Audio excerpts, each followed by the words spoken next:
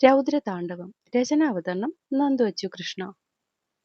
പിന്നെയും രണ്ടു മൂന്ന് തവണ കൊട്ടിയിട്ടും ശബ്ദം കേൾക്കാതെ വന്നതും അവൻ ബാത്റൂമിന്റെ ഹാൻഡിൽ പിടിച്ചു. അതിൽ തൊട്ടതും പെട്ടെന്ന് ഡോറ് തുറന്നു വന്നു. മറ്റൊന്നും ആലോചിക്കാതെ അകത്തേക്ക് കയറിയവൻ കാണുന്നത് നിലത്ത് ബോധം കെട്ടി കിടക്കുന്നവളെയാണ്. ധാത്രി, ധാത്രി! അവൻ ഓടി അവൾക്കരികിലേക്ക് എത്തി. തല ഉയർത്തി മടിയിലേക്ക് വെച്ചതും കയ്യിലറിഞ്ഞ നനവിൽ നോക്കുമ്പോൾ കാണുന്നത് ചോരയാണ്. ധാത്രി, കണ്ണു തുറക്ക്! ധാത്രി, എടി! അവൻ അവളുടെ കവിളിൽ തട്ടി വിളിച്ചെങ്കിലും പെണ്ണിൽ നിന്ന് അനക്കമൊന്നും കേട്ടില്ല. വംശിയെ ആകെ വിയർക്കാൻ തുടങ്ങി. ധാത്രി, എന്നെ പേടിപ്പിക്കാതെ കണ്ണു തുറക്കുന്നുണ്ടോ നീ? ഇത്തവണ പെണ്ണിന്റെ കവിളിൽ തട്ടി വിളിക്കുമ്പോൾ ശരിക്കും അവൻ കരഞ്ഞുപോയിരുന്നു. മുഖത്ത് വെള്ളമൊഴിച്ചിട്ടും അവളിൽ നിന്ന് അനക്കമൊന്നും കാണാതെ അവൻ പെണ്ണിനെ കൈകളിൽ കോരിയെടുത്ത് കട്ടിലിൽ കൊണ്ടുവന്ന് കിടത്തി. പിന്നെ അവിടെ കിടന്നൊരു തുണിയെടുത്ത് തലയോട്ടിയുടെ പിൻഭാഗം വെച്ച് കെട്ടി. അപ്പോഴും അവൾ ബോധക്കേടിൽ തന്നെയായിരുന്നു. ഇനിയും കാത്തു നിൽക്കുന്നതിൽ അർത്ഥമില്ലെന്ന പോലെ അവൻ വേഗം അവളെയും എടുത്ത് താഴേക്കോടി. കുറച്ചു മുന്നേ അകത്തേക്ക് വന്നതിലും ഇരട്ടി സ്പീഡിൽ ധാത്രിയുടെ വിച്ചേട്ടന്റെ ജീപ്പ് നിരത്തിലൂടെ പാഞ്ഞു. ഹോസ്പിറ്റലിന്റെ റിസപ്ഷനിൽ വണ്ടി നിർത്തി അവളെ കൈകളിൽ കോരിയെടുത്ത് ഇറങ്ങിയപ്പോഴേക്കും മെഡിക്കൽ എമർജൻസി ടീം അവനായി അവിടെ കാത്തു നിൽപ്പുണ്ടായിരുന്നു. പിന്നെയുള്ള അരമണിക്കൂർ വംശി തീയിൽ ചവിട്ടി നിൽക്കുന്ന പോലെയായിരുന്നു. അവസാനം പുറത്തു നിൽക്കാൻ വയ്യെന്ന പോലെ അവൻ ഡോക്ടർ റൂമിലേക്ക് തള്ളിക്കയറാൻ പോയതും ധാത്രിയെ നോക്കിക്കൊണ്ടിരുന്ന ഡോക്ടറിന് പുറത്തേക്ക് വരേണ്ടി വന്നു. ഡോക്ടർ, ധാത്രി! അവൻ അകത്തേക്ക് പോകാൻ തുടങ്ങിയതും ഡോക്ടർ പിടിച്ചു നിർത്തി. Please mister Vamshi, she's okay. ആ മുറിവ്? അത് വീണപ്പോൾ പറ്റിയതാണ്, ഡീപ്പായിട്ടൊന്നുമില്ല. അവനൊരല്പം ആശ്വാസം തോന്നി. തലയോട്ടിൽ ബ്ലഡ് കണ്ടപ്പോൾ വല്ലാതെ ഭയന്നു പോയിരുന്നു. സോറി, അകത്തുള്ളത്? അയാൾ ഒരല്പം ആകാംക്ഷയോടെയാണ് അത് ചോദിച്ചത്. My wife.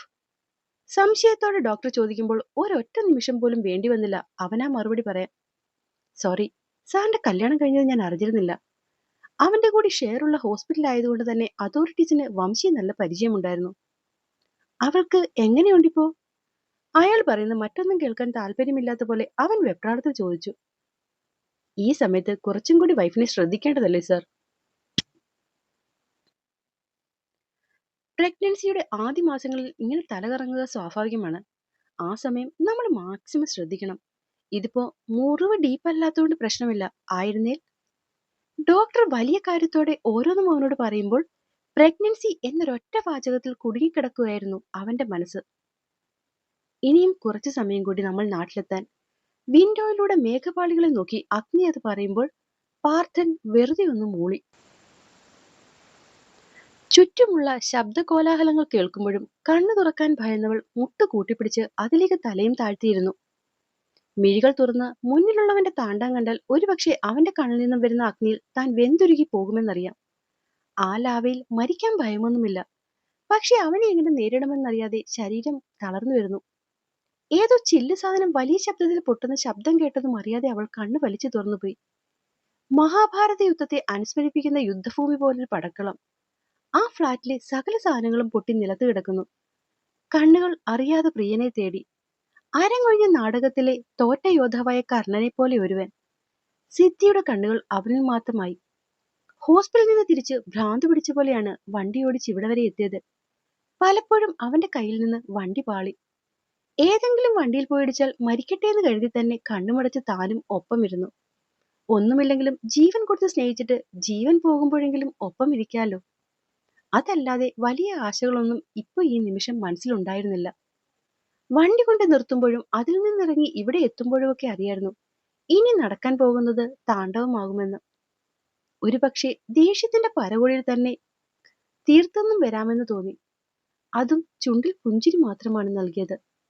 തന്റെ വിച്ചേണ്ട കൈയും കൊണ്ടൊരു ജീവിതം, അത് സാധിച്ചില്ല എങ്കിൽ ആ കൈയും കൊണ്ട് തന്റെ അവസാനം. ഇന്ന് വരെയുള്ള തന്റെ സകല പാപങ്ങളും അതിൽ തീരും. മോക്ഷം പോകും. അവളുടെ കണ്ണുകൾ അവനിൽ മാത്രമായി. വന്നു കയറിയപ്പോഴേ ഭ്രാന്ത് പിടിച്ച പോലെ കണ്ണിൽ കണ്ടതെല്ലാം വലിച്ചെറിഞ്ഞു പൊട്ടിച്ചു. ദേഷ്യം സഹിക്കാൻ വയ്യാതെ പലപ്പോഴും അലറി വിളിക്കുന്നവനെ നോക്കാൻ വയ്യാതെ അവൾ പേടിച്ച് കണ്ണടച്ചു. ബൺ ചെയ്ത് വെച്ചിരുന്ന മുടിയാകെ അഴിഞ്ഞവന്റെ മുഖത്തിനു ചുറ്റും ചിതറിക്കിടക്കുന്നു. കണ്ണുകൾ ഉക്കനേക്കാളും കഷ്ടത്തിൽ ചുവന്നുപോയിട്ടുണ്ട്.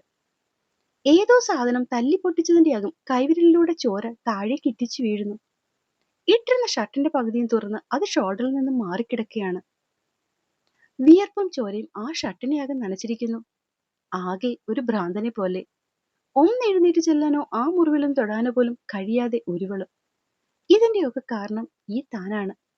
ഏട്ടന്റെ ജീവിതത്തിൽ ഇനിയൊരു വേദന തരാതിരിക്കാൻ മാത്രമാണ് വിച്ചേട്ടാ ഞാൻ അയാളിൽ നിന്ന് ഓടി ഒളിച്ച് നടന്നതത്രയും. പക്ഷെ മറന്നുപോയിരുന്നു, കാലം എന്നാണെങ്കിലും കണക്ക് ചോദിക്കാതെ ആരെയും ബാക്കി നിർത്തില്ലെന്ന്. അതുകൊണ്ടാവും ഇന്നിപ്പോൾ വീണ്ടും ഈ മുന്നിൽ. ഈ ഒരു കൂടിക്കാഴ്ചയ്ക്ക് മുന്നേ താൻ മരിച്ചുപോയിരുന്നെങ്കിൽ പോലും ആൾ ഇത്രയും തകർന്നു പോകില്ലെന്ന് തോന്നി. ഇന്നിപ്പോ താൻ പ്രഗ്നന്റ് ആണ്, അതും വംശീയുടേതല്ലാത്തൊരു കുഞ്ഞിന്റെ. ഒരിക്കൽ ഒരുമിച്ച് കണ്ട സ്വപ്നം. വിച്ചേണ്ട പ്രണയമല്ലാതെ മറ്റൊന്നും തന്റെ ഉള്ളിൽ നാമ്പിടുകയില്ലെന്നുള്ള ആളിന്റെ അഹങ്കാരം. അതൊക്കെയാണ് നഷ്ടമായത്. പാവ എങ്ങനെ സഹിക്കും? ആകെ തകർന്നുപോയി കാണില്ലേ? അവനെ നോക്കുംതോറും അവളുടെ കണ്ണുകൾ നിറഞ്ഞൊഴുകി. ആ നേരത്താണ് കോളിംഗ് ബെൽ അടിക്കുന്ന ശബ്ദം കേട്ടത്. ഒന്നും രണ്ടും മൂന്നുമായി അതിങ്ങനെ നീങ്ങി. പക്ഷേ മുന്നിലിരിക്കുന്നവൻ അതൊന്നും അറിയുന്നില്ലെന്ന് തോന്നി. അവസാനം നിർത്താതെ അത് ബെല്ലടിക്കുന്ന കണ്ടതും കാറ്റുപോലെ ഒരുവൻ ഡോറിന്റെ മുന്നിലെത്തിയത് തുറന്നു.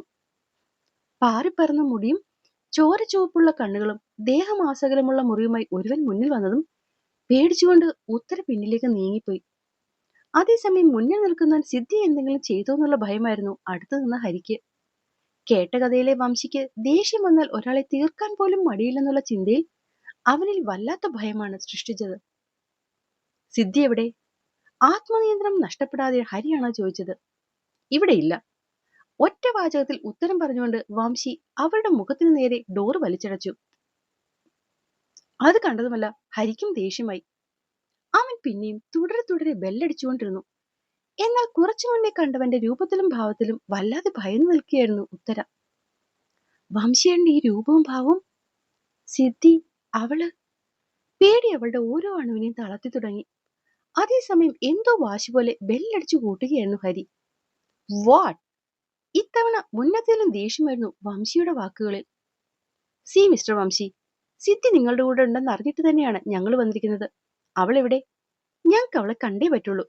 അതല്ല മര്യാദയ്ക്ക് തനിക്ക് കാണിക്കാൻ ഉദ്ദേശമില്ലെങ്കിൽ ഇല്ലെങ്കിൽ അവന്റെ മുന്നിലേക്ക് അല്പം കൂടി നീങ്ങി കൈയും കെട്ടിയായി വംശിയുടെ നിൽപ്പ്.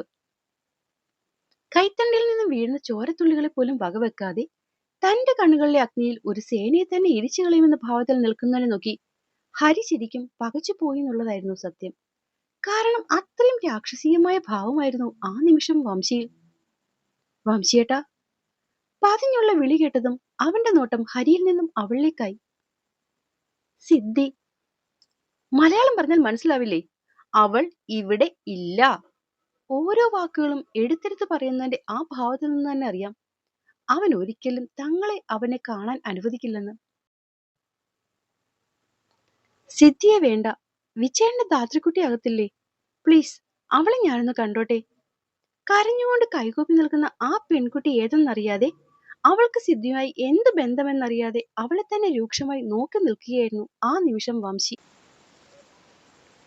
ഇവനിപ്പോ നമ്മളെ കയറ്റിയില്ലായിരുന്നെങ്കിൽ പോലീസിനെ വിളിച്ചുകൊണ്ട് വന്നാലും നമ്മളകത്ത് കയറിയനെ.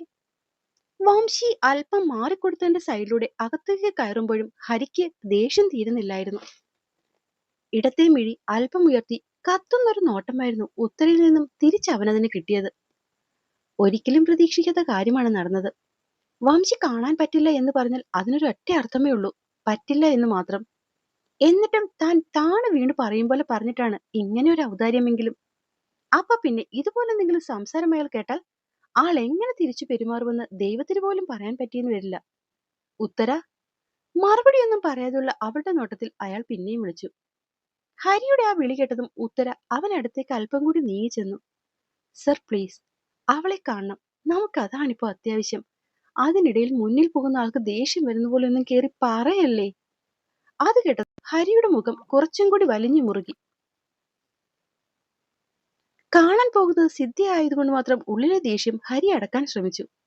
അല്ലെങ്കിൽ ഇത്രയും അപമാനം തരുന്ന പോലുള്ള സംസാരത്തിൽ അറിയാതെ പോലും താൻ അവിടെ നിൽക്കില്ല. ആ ഒരു ദേഷ്യത്തിൽ അവൻ കാലെടുത്ത് വെച്ചതും അവന്റെ കാലൊന്ന് സ്ലിപ്പായി. പെട്ടെന്ന് വീഴാതിരിക്കാൻ അവൻ ഭിത്തിയിൽ പിടിക്കുമ്പോഴാണ് നിലത്തേക്ക് കണ്ണുപോകുന്നത്. അവന്റെ നോട്ടത്തിനൊപ്പം പോയ മിഴികളിൽ ഉത്തരയും ഞെട്ടിപ്പോയി. ആ വീട്ടിലെ സകല സാധനങ്ങളും അടിച്ചു പൊട്ടിച്ചിരിക്കുന്നതിന്റെ അവശിഷ്ടങ്ങൾ മാത്രമാണ് നിലമാകെ നിറഞ്ഞിട്ടുള്ളത്. കുറച്ചു മുന്നേ കണ്ടവന്റെ കോലവും അതിന്റെ ഒപ്പം വീട്ടിലെ അവസ്ഥയും കൂടി കണ്ടതും ഉത്തരയിൽ വല്ലാത്തൊരു ഭയം നിറഞ്ഞു.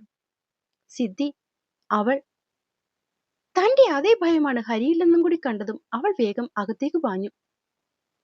ഡോർ തുറന്നാൽ ചെറിയൊരു കോറിഡോറാണ്. അതും കഴിഞ്ഞാണ് മെയിൻ ഹാൾ. അവിടേക്ക് വേഗത്തിൽ ചെന്നവൾ ചുറ്റും നോക്കി. സിദ്ധി എവിടെയേട്ടാ? മുന്നിലെ സോഫയ്ക്ക് പിന്നിൽ ഇരു കൈകളും അതിലേക്ക് ഊന്നി തങ്ങളെ നോക്കി നിൽക്കുന്നവനായി ഉത്തര തിരക്കി. കരഞ്ഞുകൊണ്ട് ചോദിച്ചുകൊണ്ടാവും ശബ്ദം വല്ലാതെ പതറിപ്പോയത്. അവന്റെ കണ്ണുകൾ പക്ഷെ അവളിൽ നിന്നും ചലിച്ചില്ല. എടോ, തന്നോടാ ചോദിച്ചത് സിദ്ധി എവിടെയാണെന്ന്. എന്താടോ, തീർത്തോ താൻ അവളെ? ഓടിയെത്തിയവൻ വംശിയുടെ മാറിക്കിടക്കുന്ന ഷർട്ടിന്റെ കോളറിൽ പിടിച്ചു വലിച്ചു പൊക്കി അലറിക്കൊണ്ടാണ് ചോദിച്ചത്. അവളെ ഞാൻ വളർത്തിയാലും കളഞ്ഞാലും ചോദിക്കാൻ നീ ആരാടാ? ബലത്തോടെ അവന്റെ കൈകളെ കോളറിൽ നിന്നും മാറ്റി വളരെ ശാന്തമായിട്ടായിരുന്നു വംശിയുടെ ആ ചോദ്യം. അപ്പോൾ എന്നെ കേൾക്കുകയും വായിക്കുകയും ചെയ്യുന്ന എൻ്റെ കൂട്ടുകാർക്ക് കഥ ഇഷ്ടമാകുന്നുണ്ടെങ്കിൽ സബ്സ്ക്രൈബ് ചെയ്ത് സപ്പോർട്ട് ചെയ്യാൻ മറക്കല്ലേ. ഒപ്പം എൻ്റെ പുതിയ ചാനലായ short stories of Nandu Achu Krishna കൂടി ഒന്ന് വായിച്ച് സപ്പോർട്ട് ചെയ്യണേ. നന്ദി.